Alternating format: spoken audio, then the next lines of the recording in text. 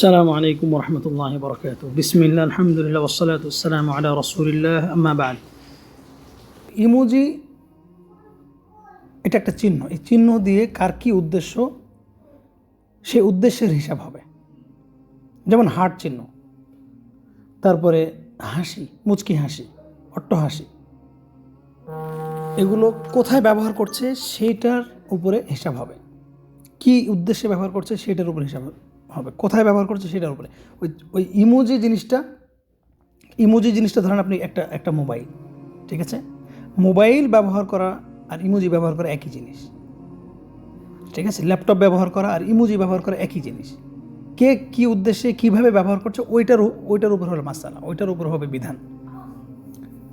Laptop, computer এগুলো যদি ইহুদিদের তৈরি হয়, আর কি বেশি বলা লাগবে? আশা করি স্পষ্ট ইনশাআল্লাহ। আল্লাহু আ'লাম। আসসালামু আলাইকুম ওয়া রাহমাতুল্লাহি ওয়া বারাকাতুহু। তবে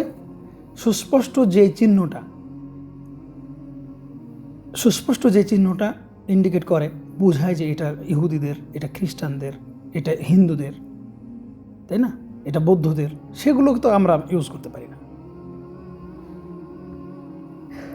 নিশ্চয়ই ইমোজির মধ্যে পার্থক্য আছে, কতগুলো আম বা সাধারণ আর কতগুলো হচ্ছে বিশেষ ইন্ডিকেট করে। তো সেই বিশেষগুলো আমরা কেন করব? বিশেষগুলো ব্যবহার করা অবশ্যই হারাম, অবশ্যই হারাম। আর যেগুলো হচ্ছে সচরাচর ব্যবহারের জন্য, মানে কোনো ইন্ডিকেট করে না, নির্দিষ্ট কোনো কিছু বোঝায় না, সেগুলো অবশ্যই জায়েজ। অবশ্যই জায়েজ যে কথাটা বললাম, দলিল কি? দলিল হচ্ছে উহিল্লা লাকুম সয়দুল বাহরি ওয়া তা'আমুহু মাতা'আন লাকুম ওয়া লিস-সাইয়ারা। সয়দুল বাহর, সাগরের মধ্যে যা আছে সব হালাল।